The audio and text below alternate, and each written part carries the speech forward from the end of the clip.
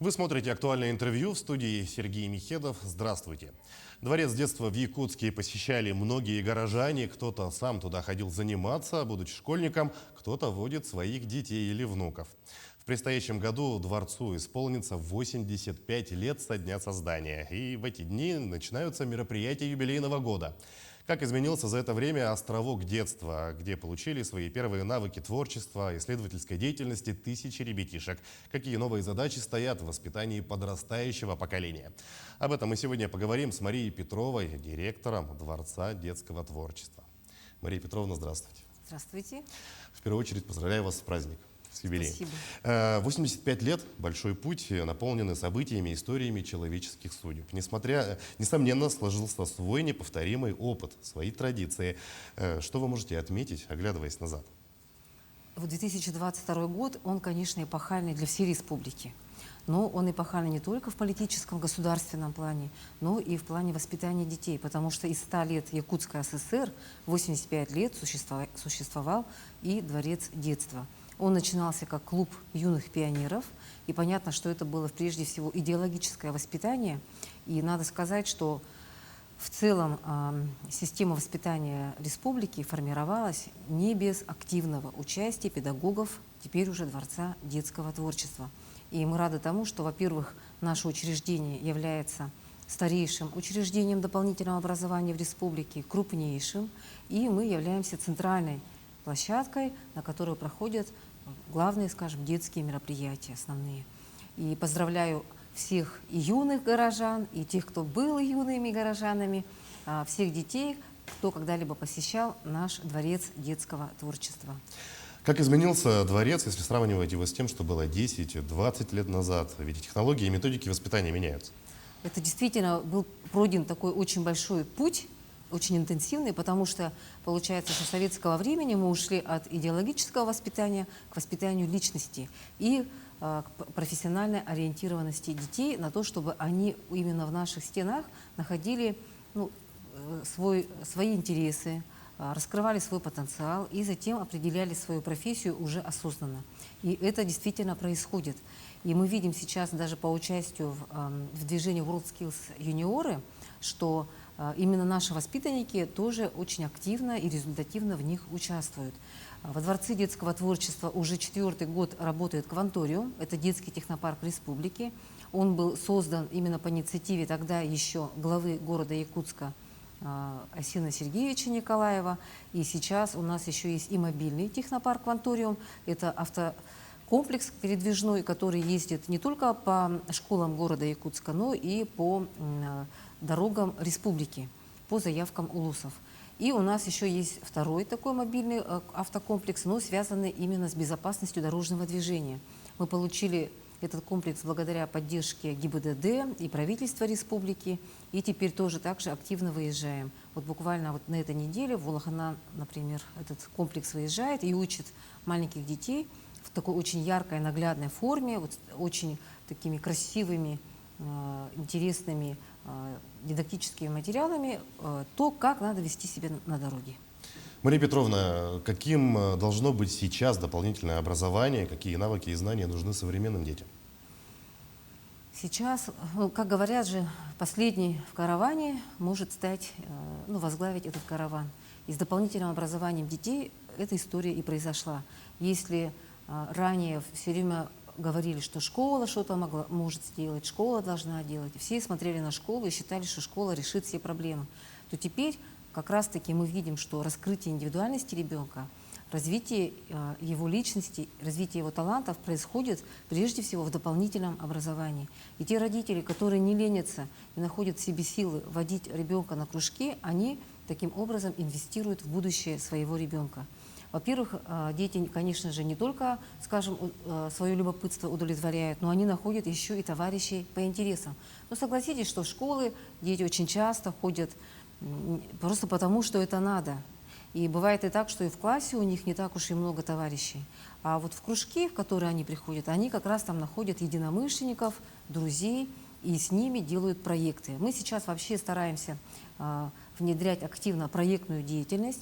Чем она хороша? Она хороша тем, что ребенок в процессе вот как раз-таки своего познавательного интереса ставит какую-то вот задачу себе. Он ее решает. И пока решает эту задачу, он приобретает очень много навыков. Затем вот с этим проектом он может показать его и как бизнес-проект, и как научный проект, и так далее. И творческий тоже. Согласитесь, многое зависит и от учителей. Во дворце всегда работали увлеченные своим делом педагоги, которые умеют зажечь творческую искру в ребятишках. Как ведете работу в этом направлении по подбору кадров, если молодые инициативные педагоги? Есть, конечно же, у нас очень хорошие, молодые, талантливые педагоги.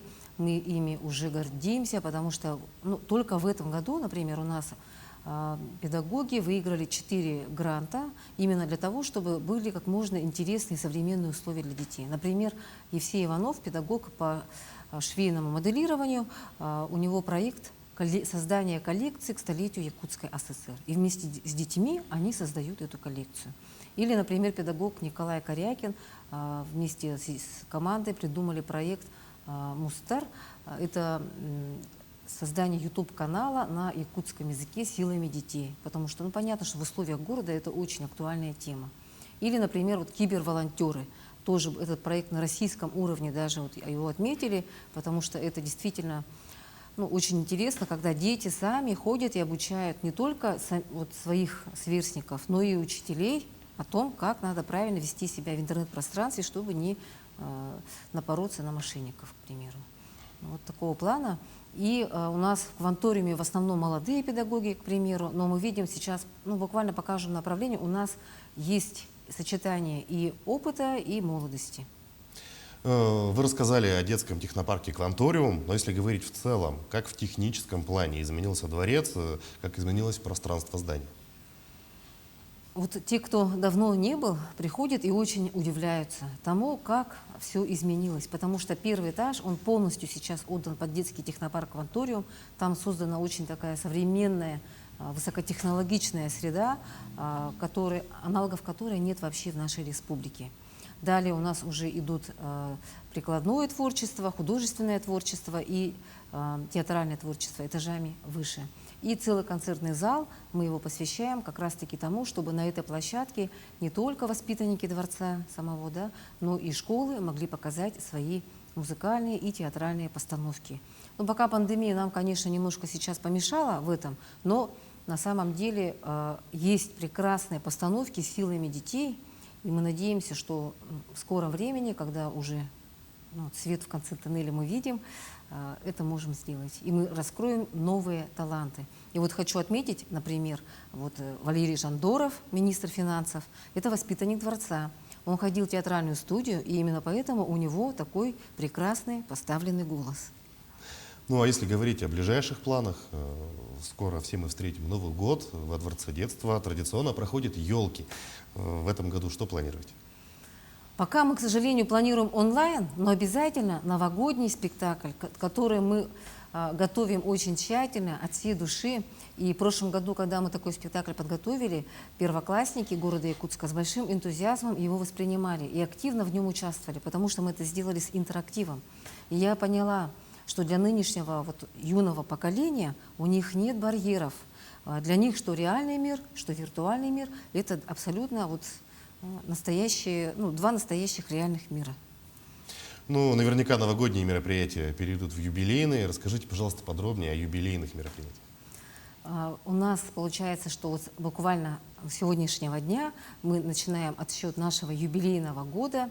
И этот год для нас будет знаменателен тем, что мы готовим, конечно же, и встречи выпускников, и будем публиковать историю дворца, не только в печатном виде, но и в сетях интернете. Поэтому, дорогие выпускники, если у вас есть что рассказать, чем поделиться, мы, конечно, будем рады осветить это в наших аккаунтах и также собирать для публикации.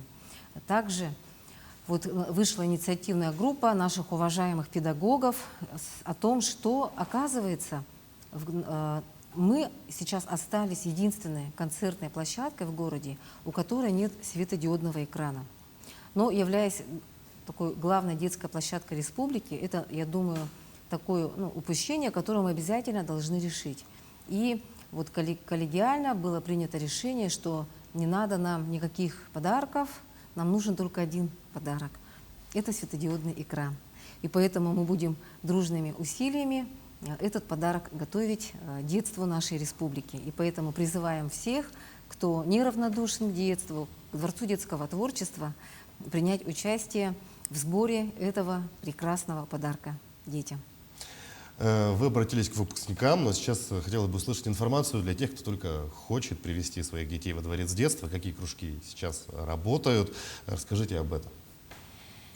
У нас кружки работают практически по всему спектру детского творчества, поэтому вы на сайте можете увидеть, у нас постоянно публикуются обновления, какие вакантные места у нас открываются по кружкам, и можете записаться, во-первых, через навигатор, если это неудобно, то просто зайдя на горячую линию или даже через директ в Инстаграме вы можете обратиться и сделать эту запись. То есть это у нас и техническое творчество, и прикладное, и художественное, и музыкально-театральное, хореографическое, вокальное. Шашки, шахматы мы сейчас по просьбам родителей расширили, потому что очень большой спрос именно на это направление. И также туристическое направление. И более того, наши педагоги, вот, например, сейчас зимой, пользуясь такой паузой по туризму, что в лес не пойдешь, они сами сейчас разрабатывают такие маршруты, чтобы весной детей провести по маршрутам вокруг города Якутска. Мария Петровна, спасибо, что нашли время, пришли к нам еще раз. Поздравляем вас с юбилеем, с праздником. Спасибо. Хочу также еще отметить, что наш коллектив, он не занимается только педагогической работой, он активно изыскивает средства для того, чтобы улучшить условия деятельности во дворце. И в прошлом году, и в этом году мы участвуем в программе поддержки местных инициатив, поэтому призываем также поддержать наш проект просто голосованием. И таким образом тогда и у нас не только крыша не будет течь, да, вот сейчас мы предлагаем наш холл концертного зала модернизировать с тем, чтобы родителям было удобнее приводить детей и ожидать детей. То есть мы ориентируемся сейчас, конечно же, именно на пожелания наших уважаемых семей. Будем надеяться, все задуманное у вас обязательно сбудется. Спасибо. А я напомню, мы говорили с директором Дворца детского творчества Марией Петровой. Это было актуальное интервью. Оставайтесь на нашем канале.